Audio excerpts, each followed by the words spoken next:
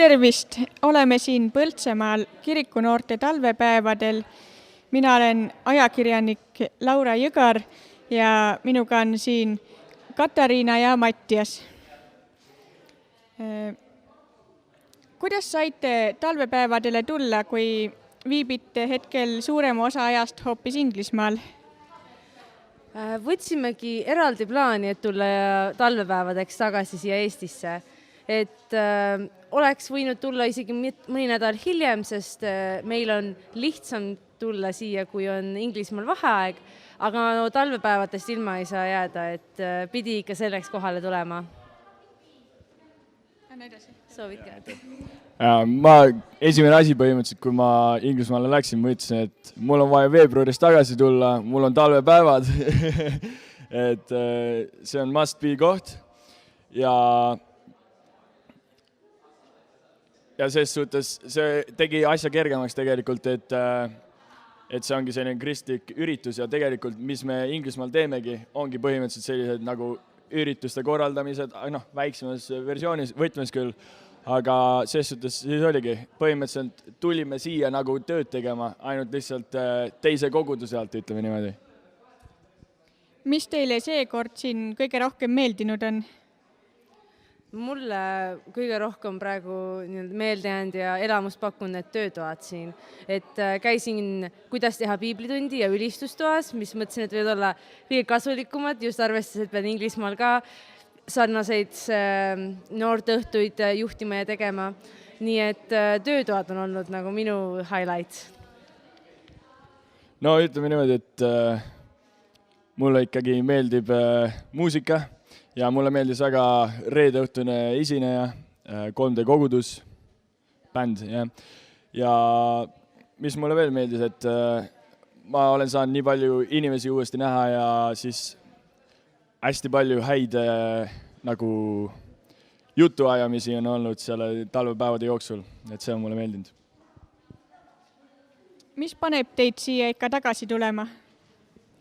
No nagu Mattis ütleski juba, inimesed on ikka see peamine, et saadki nii paljude tuttavate ja uute inimestega kokku ja alati on lihtsalt nii lahedad vestlused ja lihtsalt see õpetus ja see õhkkond siin on lihtsalt nii super, et peab tulema tagasi, kas või Inglismaalt.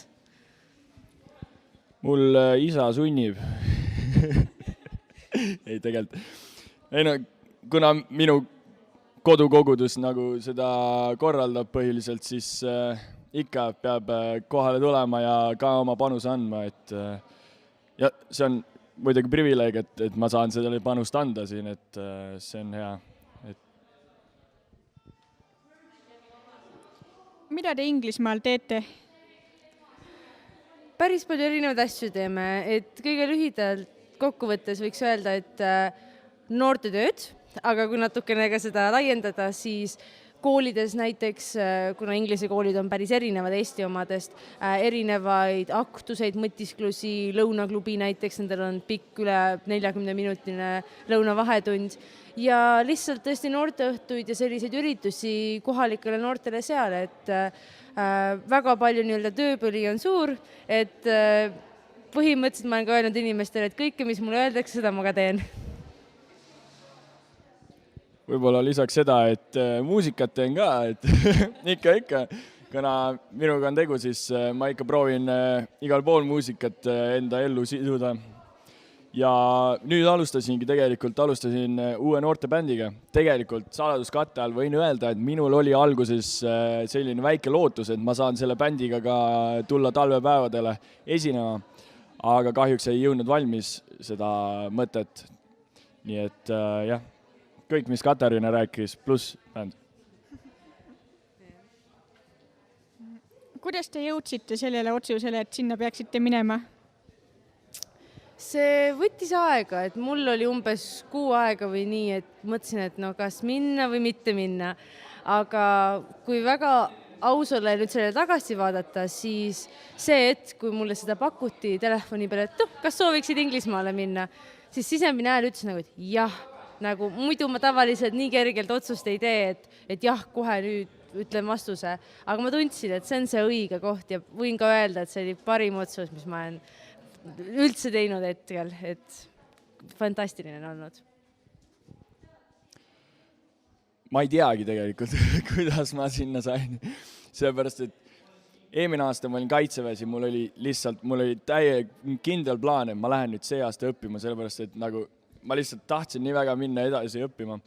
Ja siis Joel Reinaru helistas mulle, küsis, et kuule tahad minna, siis mul oli küll nagu, et pekki küll, miks sa pakkud mulle?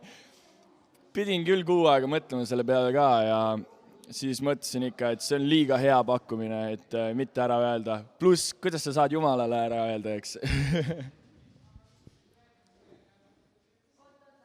Rääkige mõnest erinevusest Eesti ja Inglismaa vahel.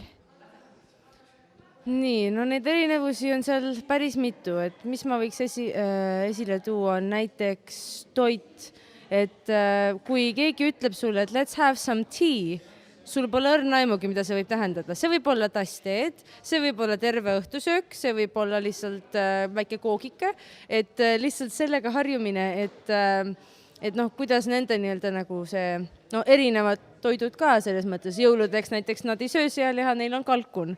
Et sellise lihtsalt toidukultuuriga nagu harjumine on olnud päris huvitav.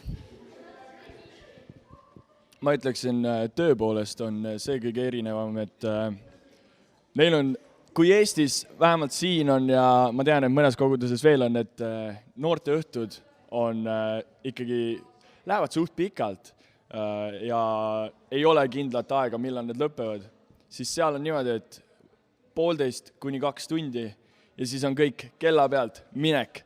See oli nii imelik. Esimest korda teisipäeval läksin noorte õhtule, oligi, ütles, et davai, hakkake nüüd kokku pakkima, et minge minema, eks.